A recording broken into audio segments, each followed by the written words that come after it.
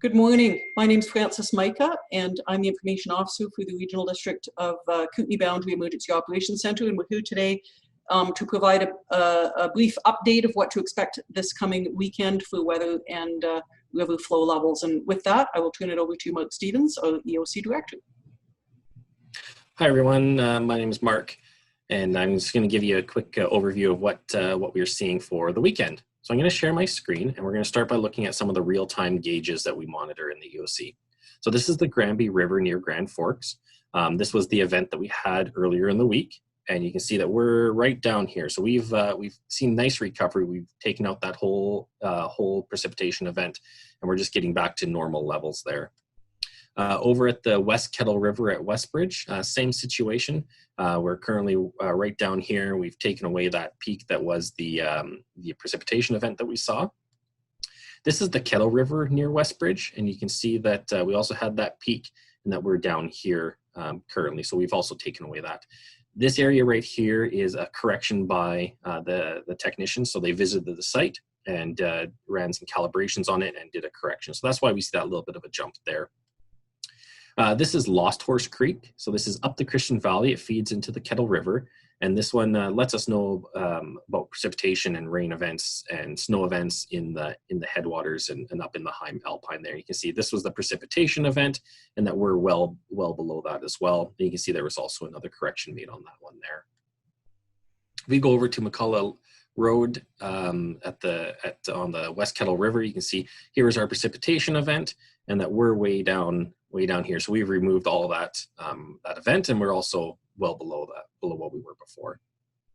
Trapping Creek on the West Kettle River, and same situation. Here's the precipitation event, and then we're down here, which is below where we were even before that.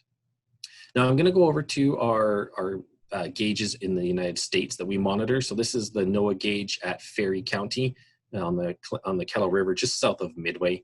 You can see this was our peak here at the beginning of the week, 19.93 feet. We're currently sitting at 15.63 feet, which is nice. That's just over 4 feet of freeboard to be gained. And then they're saying that over the weekend we could see a rise up to about 15.75 feet by their predictions. Over at the Laurier gauge, which is south of Christina Lake along the Kettle River. So this picks up the Granby River, is also Christina Lake discharge.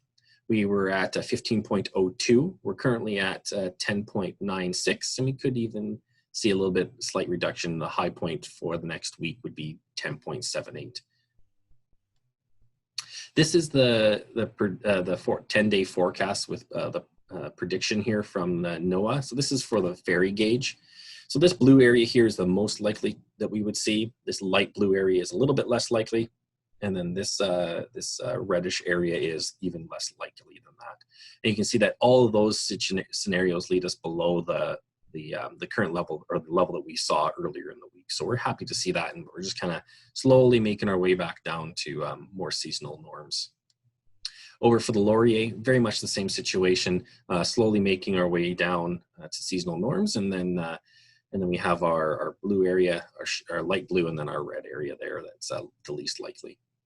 I'm going to jump over to the Clever models. These are produced by the BC River Forecast Center, and they provide the forecast for the Canadian rivers. So this is the Granby River near Grand Forks. You can see that it had its peak just shy of 10-year return.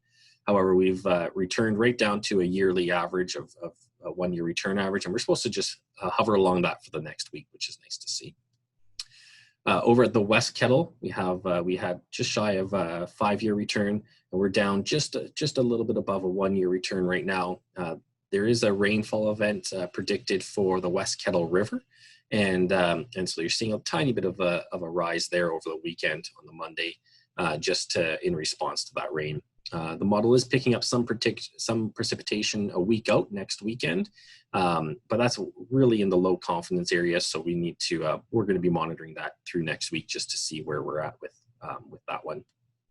The Kettle River near Westbridge. So this one peaked just slightly above a 10-year return, but again, we're down back to the 1-year return level, and we're just supposed to hover along that. You can see the precipitation event is much less over on the Kettle River system. So I'm going to jump over to the weather models that we watch. So this is a weather model that we watch from Europe. It is a it just shows the precipitation ending midday Monday. And you can see that these light areas, this white one down here is about 1 mil of rain, 0 to 1 mil, and then it goes up from there. And this dark one is 15 to 20. So we don't have too much rain predicted. There's a little bit up here in the headwaters of the West Kettle, and that's what that forecast in the Clever models is picking up a little bit, but nothing too serious there along those ones. And if we just take a quick look at the forecast for Grand Forks, you can see that we have the nice low temperatures, low 20s, high teens through the weekend with some showers as well, and then moving into a kind of an unsettled pattern throughout the week next week. So just to talk real quickly about our EOC operations. So our EOC will be monitoring the weather throughout the weekend, making sure that we know all the information. I've spoken with our partners if we need to as to what the next steps will be. We're currently leaving the flood protection assets in place through the weekend into Monday morning, and we'll be making the call on Monday whether we delay taking those down if we see anything in the future. We want to make sure that we have those assets set up and ready to go if we need them.